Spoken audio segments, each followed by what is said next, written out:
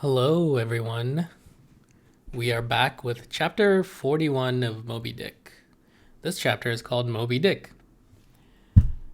We recently also had another chapter called Moby Dick, and in that one, Captain Ahab came out, gathered everyone, the entire crew of the Pequod, um, told them about the whale that ate his leg.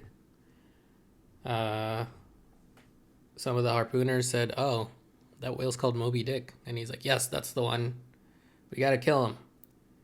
If you see a white whale and we kill him, I will give you a gold piece." And he nailed it to the mast or something. And then they all got drunk and sang a bunch of sea shanties. We met all kinds of different people who were part of the crew. But our friend Ishmael was not one of them. It was written in a way that there were stage directions and it felt more like a play. And Ishmael was not one of the characters. So I think this chapter we're going back into Ishmael's POV. This book is weird. Chapter 41, Moby Dick.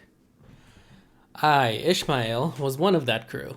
My shouts had gone up with the rest. My oath had been welded with theirs. And stronger I shouted, the more did I hammer and clinch my oath, because of the dread in my soul. A wild, mystical, sympathetical feeling was in me. Ahab's quenchless feud seemed mine. With greedy ears I learned the history of that murderous monster against whom I and all the others had taken our oaths of violence and revenge. For some time past, though at intervals only, the unaccompanied secluded white whale had haunted those uncivilized seas mostly frequented by the sperm whale fishermen. But not all of them knew of his existence. Only a few of them, comparatively, had knowingly seen him. While the number who as yet had actually and knowingly given battle to him was small indeed. For, owing to the large number of whale cruisers, the disorderly way they were sprinkled over the entire watery circumference, many of them adventurously pushing their quest along solitary latitudes, so as seldom or never for a whole 12-month or more on a stretch to encounter a single news-telling sail of any sort, the inordinate length of each separate voyage, the irregularity of the times of sailing from home. All these, with other circumstances, direct and indirect, long obstructed the spread through the whole worldwide whaling fleet of the special individualizing tidings concerning Moby Dick. It was hardly to be doubted that several vessels reported to have encountered at such or such a time, or on such or such a meridian, a sperm whale of uncommon magnitude and malignity, which whale, after doing great mischief to his assailants, had completely escaped them. To some minds it was not an unfair presumption, I say, that the whale in question must have been no other than Moby Dick. Yet as of late, the sperm whale fishery had been marked by various and not unfrequent instances of great ferocity, cunning, and malice in the monster attacked. Therefore, it was that those who by accident ignorantly gave battle to Moby Dick, such hunters perhaps for the most part were content to ascribe the peculiar terror he bred, more, as it were, to the perils of the sperm whale fishery at large than to the individual cause.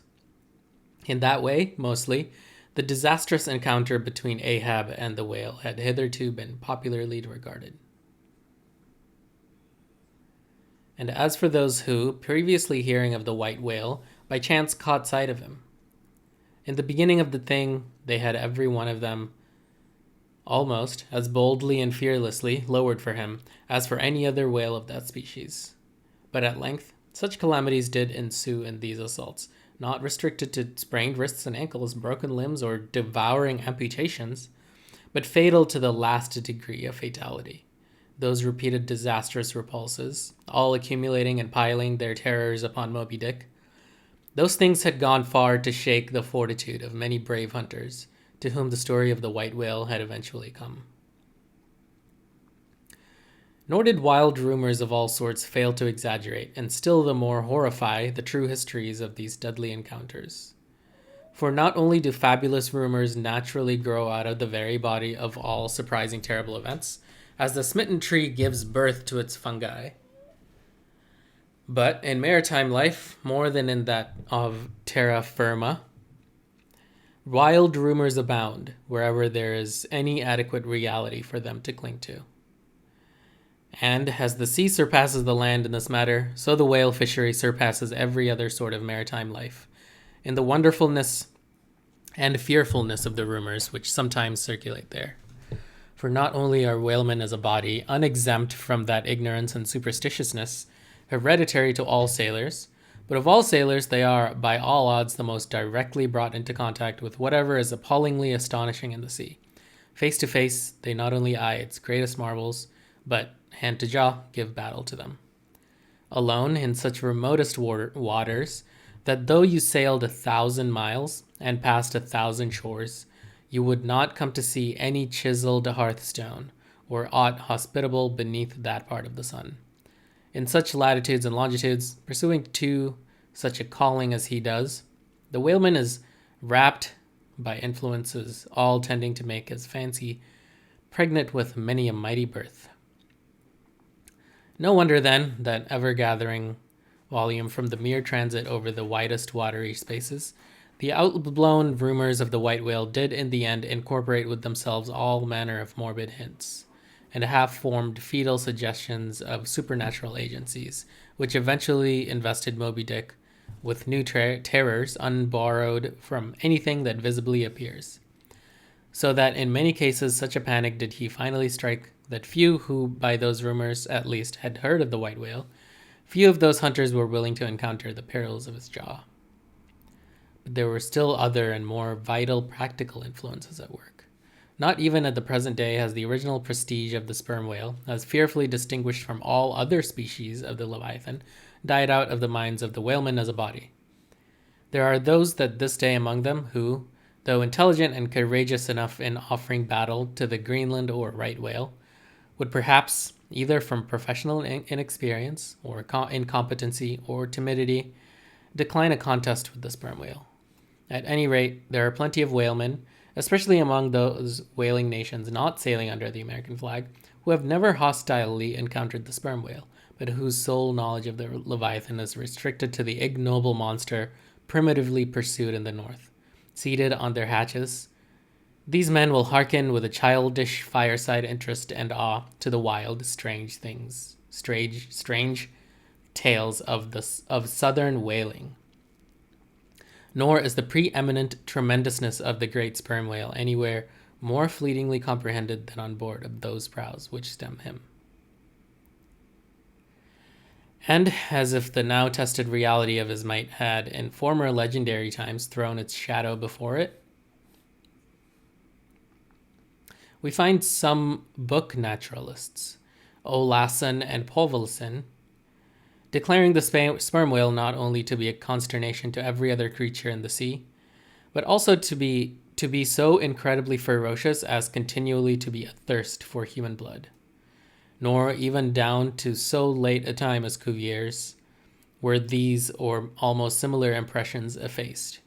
For in his natural history, the Baron himself affirms that at sight of the sperm whale, all fish, sharks included, are struck with the most lively terrors, and often in the precipitancy of their flight, dash themselves against the rocks with such violence as to cause instantaneous death. And however the general experiences in the fishery may amend such reports as these, yet in their full terribleness, even to the bloodthirsty item of Paul Wilson, the superstitious belief in them is, in some vicissitudes of their vocation, revived in the minds of the hunters.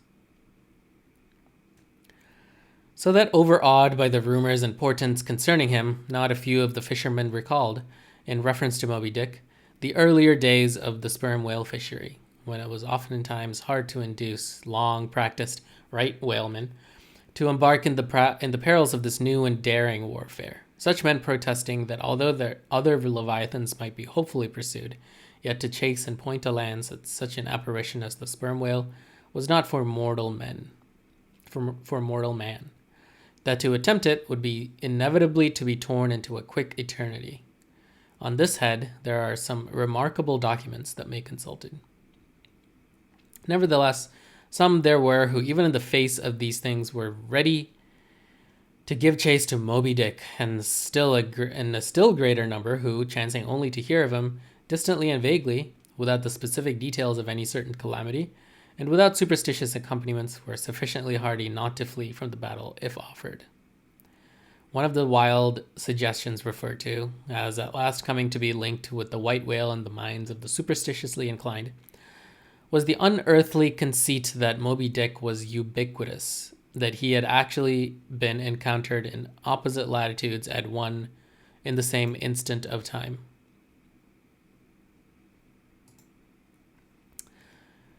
Nor, credulous as such minds must have been, was this conceit altogether without some feint of show of superstitious probability.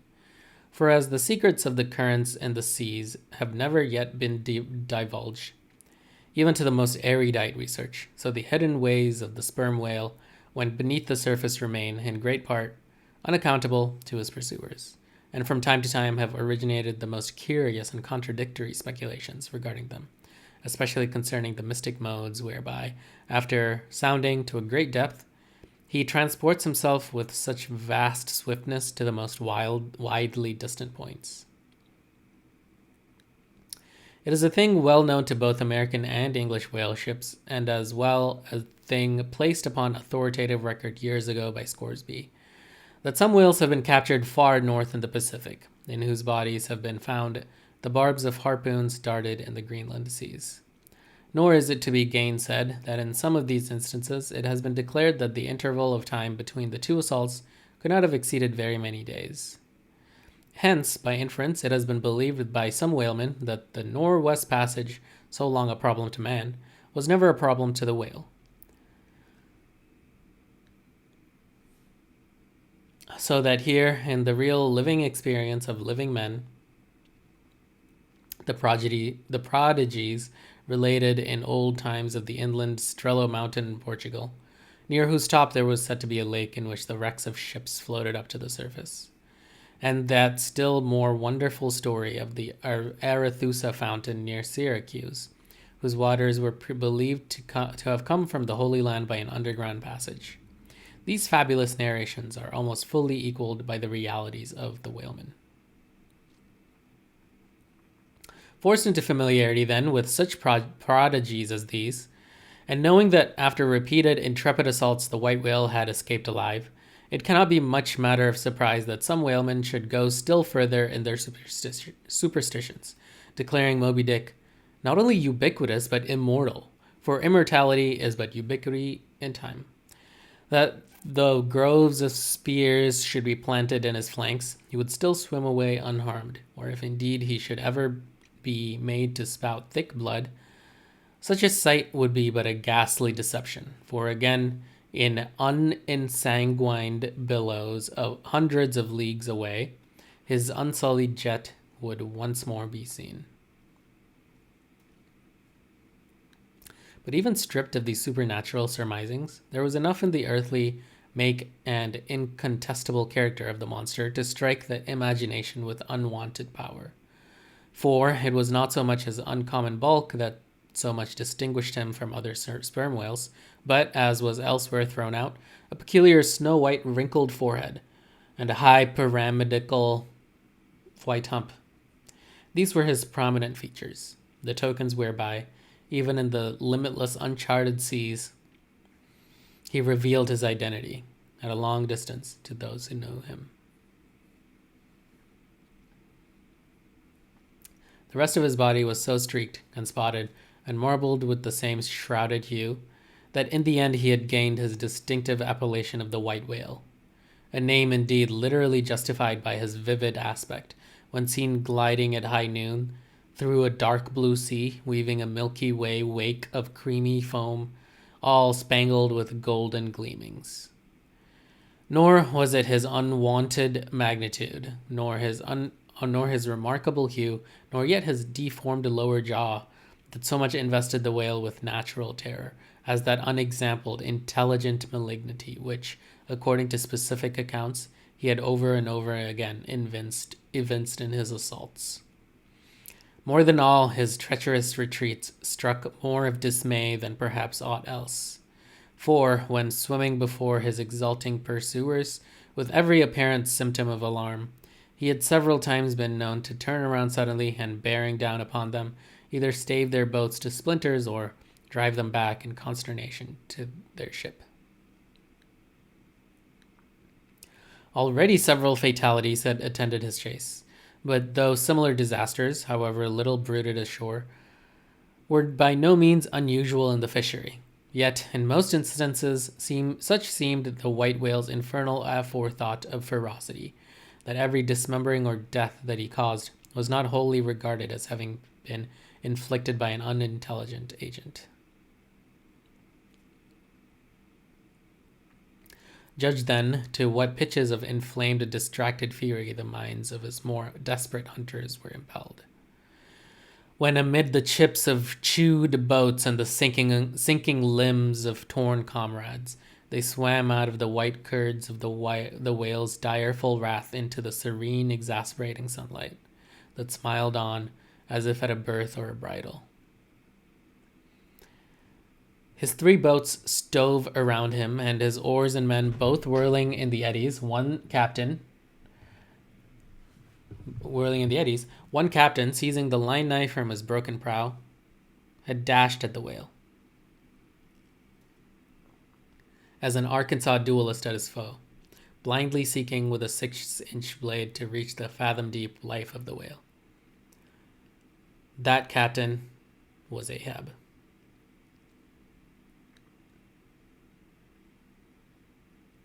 And then it was that suddenly sweeping his sickle-shaped lower jaw beneath him, Moby Dick had reaped away Ahab's leg as a mower a blade of grass in the field.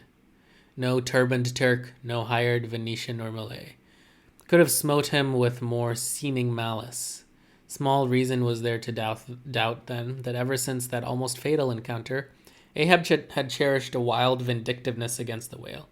All the more fell for that in his frantic morbidness he at least came to identify with him. Not only all his bodily woes, but all his intellectual and spiritual exasperations.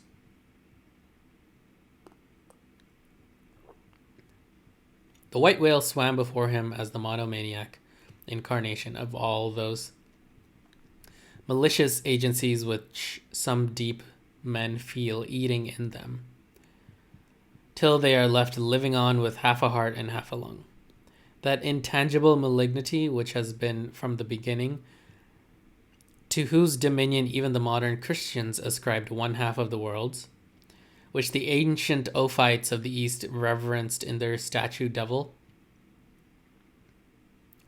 Ahab did not fall down and worship it like them,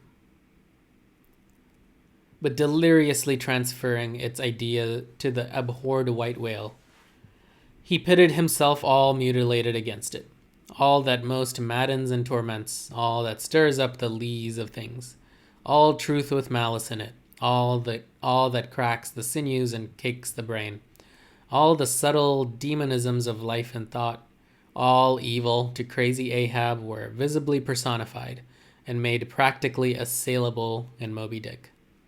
He piled upon the whale's white hump the sum of all the general rage and hate felt by his whole race from Adam down. And then, as if his chest had been a mortar, he burst his hot heart's shell upon it. It is not probable that his monomania in him took its instant rise at the precise time of his bodily dismemberment. Then, in darting at the monster, knife in hand, he had but given loose to a sudden passionate corporal animosity, and when he received the stroke that tore him, he probably but felt the agonizing bodily laceration, but nothing more. Yet, when by this collision forced to turn towards home, and for long months of days and weeks, Ahab and Anguish lay stretched together in one hammock, rounding in midwinter that dreary, howling Patagonian cape. Then it was that his torn body and gashed soul bled into one another, and so interfusing made him mad. That it was only then, on the homeward voyage after the encounter, that the final monomania seized him. Seems all but certain from the fact that at intervals during the passage he was a raving lunatic, and, though unlimbed of a leg, yet such vital strength yet lurked in his Egyptian chest, and was moreover intensified by his delirium. That his mates were forced to lace him fast even there as he sailed, raving in his hammock. In a straitjacket he swung to the mad rockings of the gales, and, when running into more sufferable latitudes, the ship, with mild stunsails spread, floated across the tranquil tropics, and, to all appearances, the old man's delirium seemed left behind him with the Cape Horn swells. And he came forth from his dark den into the blessed light and air. And even then, when he bore that firm, collected front, however pale, and issued his calm orders once again, and his mates thanked God that direful madness was now gone. Even then, Ahab, in his hidden self, raved on. Human madness is oftentimes a cunning and most feline thing. When you think it fled, it may have but become transfigured into some still subtler form. Ahab's full lunacy subsided not, but deepeningly contracted, like the unabated Hudson, when that noble Northman flows narrowly, but unfathomably through the Highland Gorge. But, as in his narrow-flowing monomania, not one jot of Ahab's broad madness had been left behind. So in that broad madness, not one jot of his great natural intellect had perished. That before living agent now became the living instrument. If such a furious trope may stand, his special lunacy stormed his general sanity, and carried it, and turned all its concentrated cannon upon its own mad mark. So that far from having lost his strength, Ahab, to that one end, did now possess 1,000-fold more potency than ever he had sanely brought to bear upon any one reasonable object.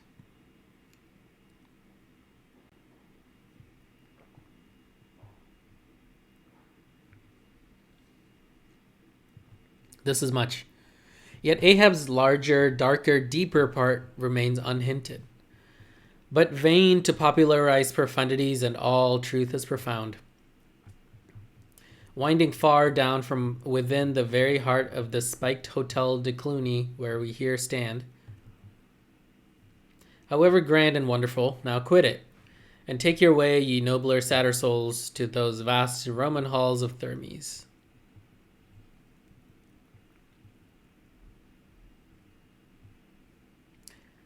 Where far beneath the fantastic towers of man's upper earth, his root of grandeur, his whole awful essence sits in bearded state, an antique buried beneath antiquities, and throned on torsos. So with a broken throne, the great gods mock that captive king.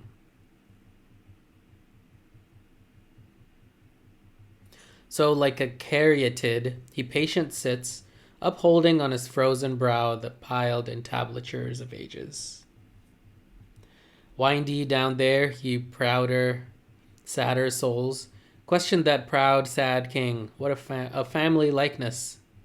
Aye, he did beget ye, ye young exiled royalties, and from your grim sire only will the old state secret come. Now, in his heart, Ahab had some glimpse of this, namely, all my means are sane, my motive and my object mad. Yet without power to kill or change or shun the fact, he likewise knew that to mankind he did long dissemble. In some sort, did still. But that thing of his dissembling was only subject to his perceptibility, not to his will determinate. Nevertheless, so well did he succeed in that dissembling, that when with ivory leg he stepped ashore at last, no Nantucketer thought him otherwise than but naturally grieved, and that to the quick, with terrible casualty which had overtaken him. The report of his undeniable delirium at sea was likewise popularly ascribed to a kindred cause. And so too all the added moodiness which always afterwards, to the very day of sailing in the Pequod on the present voyage, sat brooding on his brow.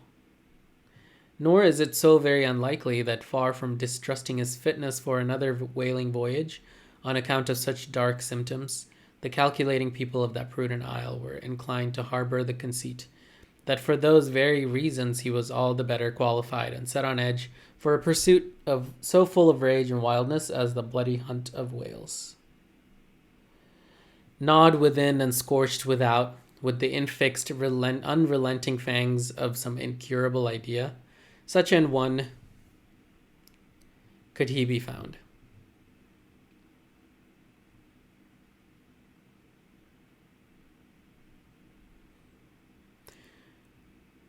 Would seem the very man to dart his iron and lift his lance against the most appalling of all brutes.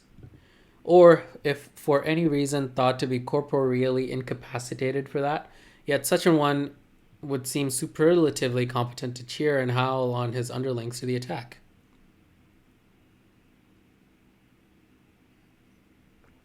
But be all this as it may, certain it is that with the mad secret of his unabated rage bolted up and keyed in him, Ahab had purposely sailed upon the present voyage with the one only and all-engrossing object of hunting the white whale. Had any one of his old acquaintances on shore but half dreamed of what was lurking in him then, how soon would their aghast and righteous souls have wrenched the ship from such a fiendish man? They were bent on profitable cruises, the profit to be counted down in dollars from the mint.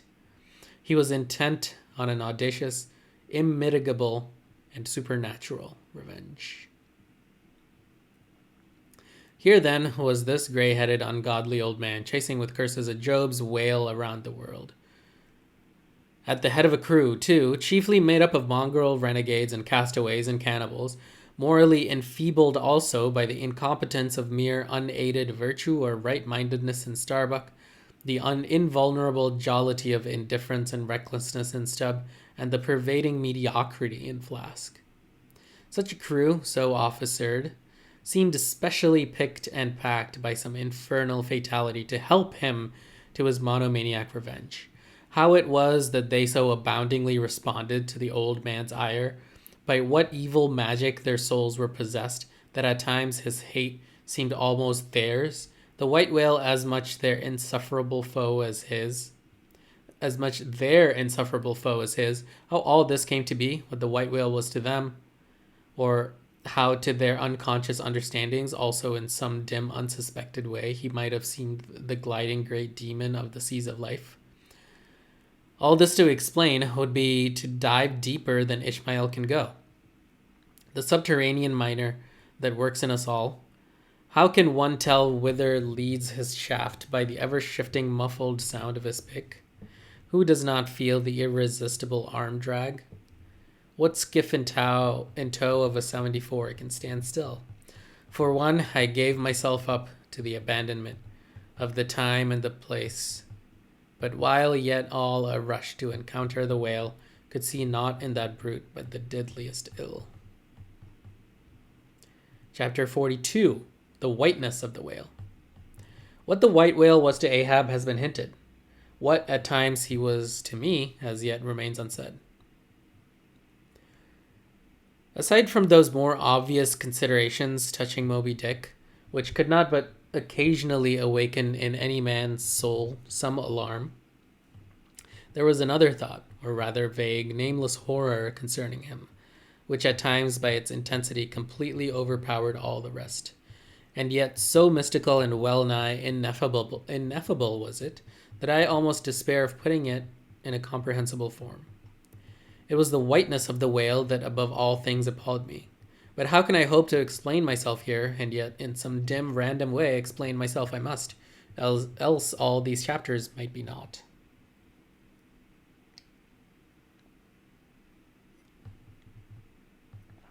Though in many natural objects, whiteness refiningly enhances beauty, as if imparting some special virtue of its own, as in marbles, japonicas, and pearls, and though various nations have in some way recognized a certain royal preeminence in this hue, even the barbaric grand old kings of Pegu placing the title Lord of the White Elephants above all their other magniloquent ascriptions of dominion, and the modern kings of Siam unfurling the same snow-white quadruped in the royal standard, and the Hanoverian flag bearing the one figure of a snow-white charger, and the great Austrian Empire, Caesarian, heir to overlording Rome, having for the imperial color the same imperial hue.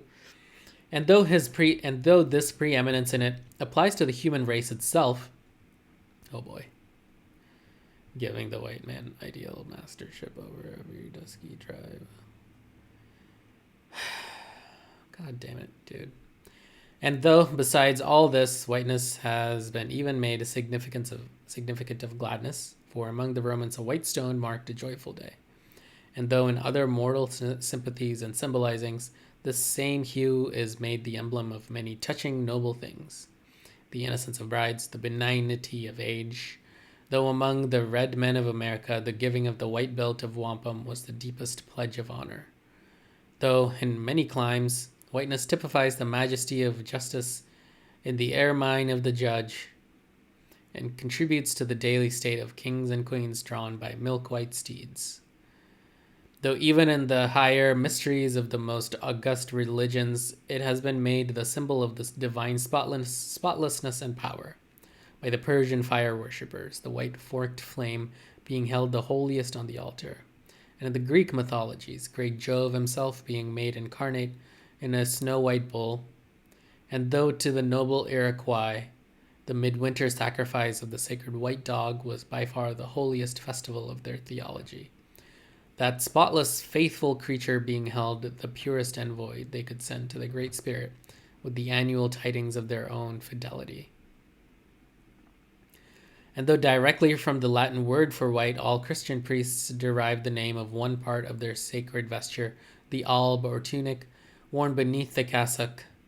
And though among the holy pomps of the Romish faith, white is specially employed in the celebration of the Passion of our Lord, though in the vision of St. John, white robes are given to the redeemed, and the 24 elders stand clothed in white before the great white throne, and the Holy One that sitteth there white like wool, yet for all these unaccumulated associations which with whatever is sweet and honorable and sublime, there yet lurks an elusive something in the innermost idea of this hue, which strikes more of a panic to the soul than that redness which affrights in blood.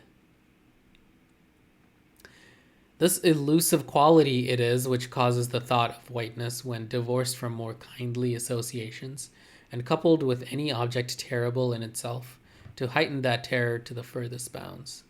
Witness the white bear of the poles, and the white shark of the tropics. What but their smooth, flaky whiteness makes them the transcendent horrors they are? That ghastly whiteness it is which imparts such an abhorrent mildness, even more loathsome than terrific, to the dumb gloating of their aspect, so that not the fierce-fanged tiger in his heraldic coat can so stagger courage as the white-shrouded bear or shark. With reference to the polar bear, it may possibly be urged by him who would fain go still deeper into this matter, that it is not the whiteness separately regarded which heightens the intolerable hideousness of that brute, for analyzed, that heightened hideousness, it might be said, only rises from the circumstance that the irresponsible ferociousness of the creature stands invested in the fleece of celestial innocence and love, and hence, by bringing together two such opposite emotions in our minds, the polar bear frightens us with so unnatural a contrast. But even assuming all this to be true, yet, were it not for the whiteness, you would not have that intensified terror. As for the white shark, the white gliding ghostliness of repose in that creature, when beheld in his ordinary moods, strangely tallies with the same quality in the polar quadruped. This peculiarity is most vividly hint by the French and the name they bestow upon that fish. The Romish Mass for the dead begins with Requiem Aeternam, eternal rest, whence Requiem denominating the Mass itself and any other funeral music. Now, in allusion to the white, silent stillness of death and the shark, and the mild deadliness of his habits, the French call him Requin. Requin. Bethink thee of the albatross, whence come those clouds of spiritual wonderment and pale dread, in which that white phantom sails in all imaginations. Not Coleridge first threw that spell, but God's great unflattering laureate, nature. I remember the first albatross I ever saw. It was during a prolonged gale in waters hard upon the Antarctic seas. From my forenoon watch below, I ascended to the overclouded deck, and there, dashed upon the main hatches, I saw a regal feathery thing of unspotted whiteness, and with a hooked Roman bill sublime. At intervals it arched forth its vast archangel wings, as if to embrace some holy ark. Whoa. Wondrous flutterings and throbbings shook it. Though bodily unharmed, it uttered cries as some king's ghost in supernatural distress. Through its inexpressible, strange eyes, methought I peeped to secrets which took hold of God. As Abraham before the angels, I bowed myself. The white thing was so white, its wings so wide, and in those forever exiled waters I had lost the miserable, warping memories of traditions and towns. Long I gazed at that prodigy of plumage. I cannot tell, can only hint the things that darted through me then. But at last I awoke, and turning asked a sailor what bird was this. A goney, he replied. Goney? Never heard that name before. Is it conceivable that this glorious thing is utterly unknown to men ashore? Never.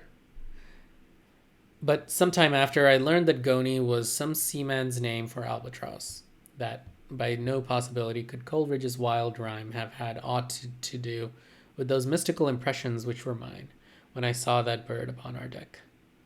For neither had I then read the rhyme, nor knew the bird to be an albatross. Yet, in saying this, I do but indirectly burnish a little brighter the noble merit of the poem and the poet. I assert then that in the wondrous bodily whiteness of the bird chiefly lurks the secret of the spell, a truth more evinced in this, that by a solecism of terms there are birds called gray albatrosses, and these I have frequently seen, but never with such emotions as when I beheld the Antarctic fowl.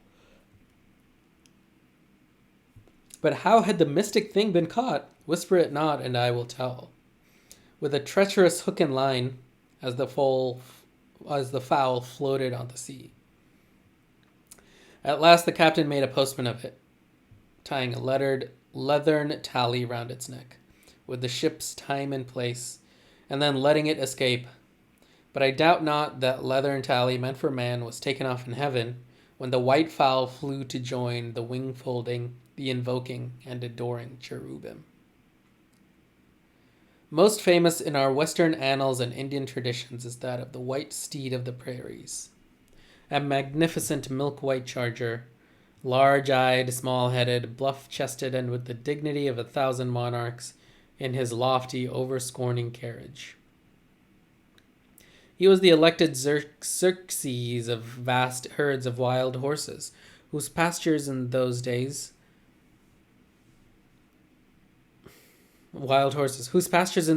were only fenced by the Rocky Mountains and the Alleghenies. At their flaming head he westward trooped it, like that chosen star which every evening leads on the hosts of light. The flashing cascade of his mane, the curving comet of his tail, invested in him with housings more resplendent than gold and silver beaters could have furnished him. A most imperial and archangelical apparition of that unfallen western world, which to the eyes of the old trappers and hunters revived the glories of those primeval times when Adam walked majestic as a god, bluff-browed and fearless as this mighty steed.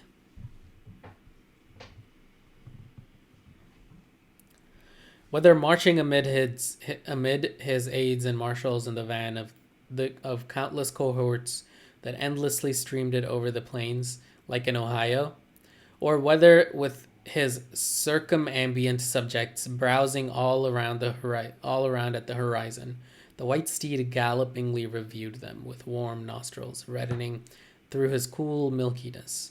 In whatever aspect he presented himself, always to the bravest Indians, he was the object of trembling reverence and awe.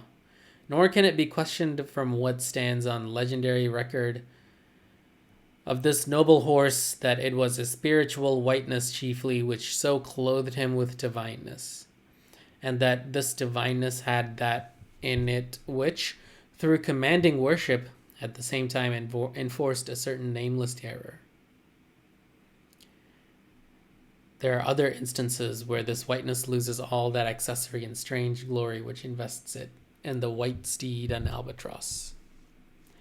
What is it that in the albino man so peculiarly repels and often shocks the eye, as that sometimes he is loathed by his own kith and kin? It is that whiteness which invests him, a thing expressed by the name he bears.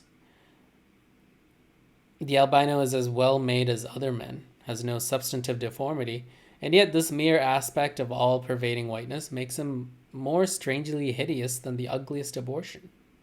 Why should this be so? Nor in quite other aspects does nature, in her least palpable but not the less malicious agencies, fail to enlist among her forces this crowning attribute of the terrible. From its snowy aspect, the gauntleted ghost of the southern seas has been denominated the white squall. Nor, in some historic instances, has the art of human malice omitted so potent an auxiliary. How wildly it heightens the effect of that passage in Froissart, when, masked in the snowy symbol of their faction, the desperate white hoods of Ghent murder their bailiff in the marketplace.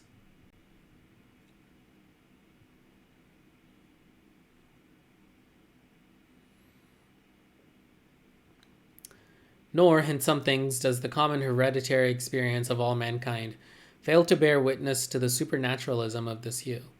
It cannot well be doubted that the one visible quality in the aspect of the dead which most appalls the gazer is the marble pallor lingering there, as if indeed that pallor were as much like the badge of consternation in the other world as of mortal trepidation here. And from that pallor of the dead we borrow the expressive hue of the shroud in which we wrap them. Nor even in our superstitions do we fail to throw the same snowy mantle round our phantoms, all ghosts rising in a milk-white fog. Yea, while these terrors seize us, let us add that even the king of terrors, when personified by the evangelist, rides on his pallid horse. Therefore, in his other moods, symbolize whatever grand or gracious thing he will by whiteness, no man can deny that in its profoundest idealized significance, it calls up a peculiar apparition to the soul. But though without dissent this point be fixed, how is mortal man to account for it? To analyze it would seem impossible. Can we, then, by the citation of some of those instances wherein this thing of whiteness, though for the time either wholly or in great part stripped of all direct associations, calculated to impart to it aught fearful, but nevertheless is found to exert over us the same sorcery, however modified, can we thus hope to light upon some chance clue to conduct us to the hidden cause we seek? Let us try. But in a matter like this, subtlety appeals to subtlety, and without imagination, no man can follow another into these halls. And though, doubtless, some at least of the imaginative impressions about to be presented may have been shared by most men, yet few perhaps were entirely conscious of them at the time, and therefore may not be able to recall them now. Why to the man of untutored ideality, who happens to be but loosely acquainted with the peculiar character of the day, does the bare mention of Whitsuntide Marshall in the fancy, such long, dreary, speechless processions of slow-pacing pilgrims, downcast and hooded with new-fallen snow? Or, to the unread, unsophisticated Protestant of the Middle American states, Why does the passing mention of a white friar or a white nun evoke such an eyeless statue in the soul? Or what is there apart from the traditions of dungeoned warriors and kings, which will not wholly account for it, that makes the White Tower of London tell so much more strongly on the imaginations of an untraveled American than those other storied structures, its neighbors, the Byward Tower, or even the Bloody? And those sublimer towers, the White Mountains of New Hampshire, whence, in peculiar moods, comes that gigantic ghostliness over the soul at the bare mention of that name, while the thought of Virginia's Blue Ridge is of a soft, dewy, distant dreaminess? Or why, irrespective of all latitudes and longitudes, does the name of the White Sea exert such a spectralness over the fancy, while that of the Yellow Sea lulls us with mortal thoughts of long, lacquered, mild afternoons on the waves, followed by the gaudiest and yet sleepiest of sunsets? Or, to choose a wholly unsubstantial instance, purely addressed to the fancy, why, in reading the old fairy tales of Central Europe, does the tall, pale man of the Harz forests, whose changeless pallor unrustlingly glides through the green of the groves, why is this phantom more terrible than all the whooping imps of the Blocksberg? Nor is it altogether the remembrance of her cathedral toppling earthquakes, nor the stampedos of her frantic seas, nor the tearlessness of arid skies that never rain, nor the sight of her wide field of leaning spires, wrenched copestones, and crosses all adroop like canted yards of anchored fleets, and her suburban avenues of house walls lying over upon each other, as a tossed pack of cards. It is not these things alone which make tearless Lima the strangest, saddest city thou canst see. For Lima has taken the white veil, and there is a higher horror in this whiteness of her woe. Old as Pizarro, this whiteness keeps her ruins forever new, admits not the cheerful greenness of complete decay, spreads over her broken ramparts the rigid pallor of an apoplexy that fixes its own distortions. I know that, to the common apprehension, this phenomenon of whiteness is not confessed to be the prime agent in exaggerating the terror of objects otherwise terrible, nor to the unimaginative mind is there aught of terror in those appearances whose awfulness to another mind almost completely consists in this one phenomenon, especially when exhibited under any form at all approaching to meanness or universality. What I mean by these two statements may perhaps be respectively elucidated by the following examples.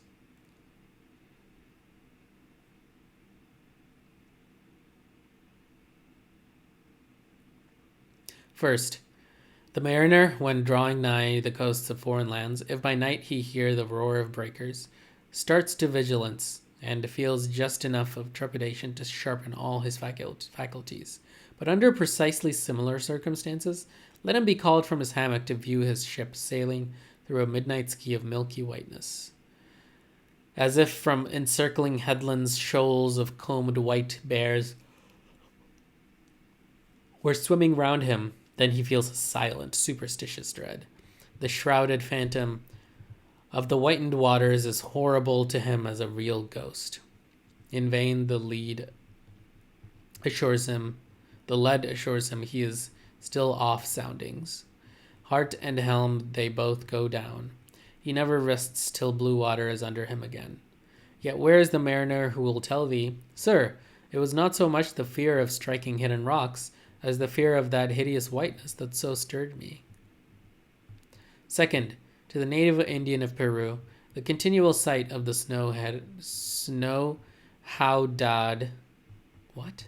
The continual sight of the howdahed Andes conveys naught of dread, except perhaps in the mere fancying of the eternal frosted desolateness reigning at such vast altitudes, and the natural conceit of what a fearfulness it would be to lose itself in such inhuman solitudes. Much the same is it with the backwoodsman of the West, who with comparative indifference views an unbounded prairie sheeted with driven snow. No shadow of tree or twig to break the fixed trance of whiteness.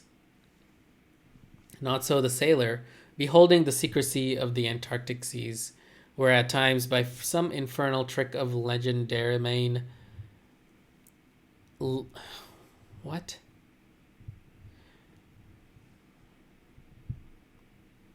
What?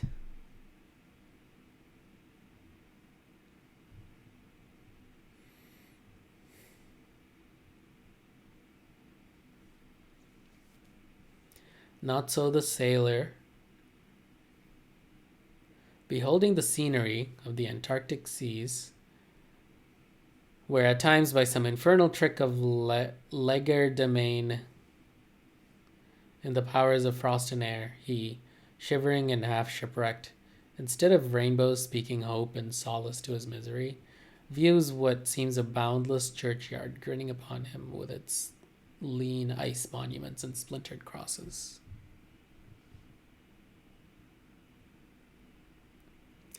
But thou sayest, methinks that white lead chapter about whiteness is but a white flag hung out from a craven soul. Thou surrenderest to a hypo, Ishmael. Tell me why this strong young colt foaled in some peaceful valley of Vermont, far removed from all beasts of prey. Why is it that upon the sunniest day, if you but shake a fresh buffalo robe behind him, so that he cannot even see it, but only smells its wild animal muskiness, why will he start, snort, and with bursting eyes paw the ground in frenzies of affright? There is no remembrance in him of any gorings of wild creatures in his green northern home, so that the strange muskiness he smells cannot recall to him anything associated with the experience of former perils. For what knows he, this New England colt, of the black bisons of distant Oregon? No, but here thou beholdest even in a dumb brute the instinct of the knowledge of the demonism in the world.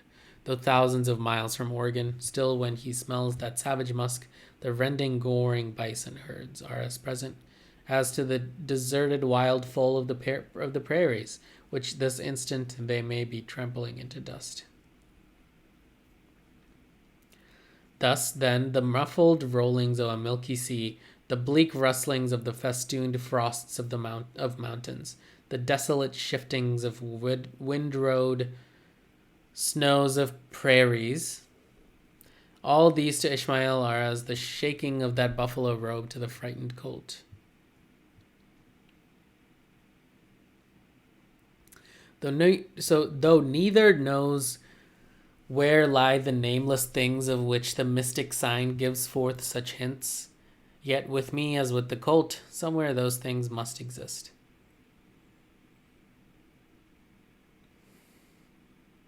Though in many of its aspects this visible world seems formed in love, the invisible spheres were formed in fright. Though in many aspects of this visible world seems formed in love, the invisible spheres were formed in fright. Wow. But not yet have we solved the incantation of this whiteness, and learned why it appeals with such power to the soul. And more strange and far more portentous, why, as we have seen, it is at once the most meaning symbol of spiritual things, nay, the very veil of the Christian's deity, and yet should be, as it is, the intensifying agent in things the most appalling to mankind. It is that by its indefiniteness it shadows forth the heartless voids and immensities of the universe, and thus stabs us from behind with the thought of annihilation, when beholding the white depths of the Milky Way. Or is it that, as in essence, whiteness is not so much a color as the visible absence of color, and at the same time the concrete of all colors? Is it for these reasons that there is such a dumb blankness full of meaning in a wild landscape of snows, a colorless all color of atheism from which we shrink? And when we consider that other theory of the natural philosophers, that all other earthly hues, every stately or lovely emblazoning of sweet tinges of sunset skies and woods, yea, and the gilded velvets of butterflies and the butterfly cheeks of young girls, all these are but subtile deceits, not actually inherent in substances, but only laid on from without, so that all deified nature, Absolutely paints like the harlot, whose allurements cover nothing but the charnel house within. And when we proceed further and consider that the mystical cosmetic, which produces every one of her hues, the great principle of light, forever remains white or colorless in itself. And if operating without medium upon matter, would touch all objects, even tulips and roses, with its own blank tinge.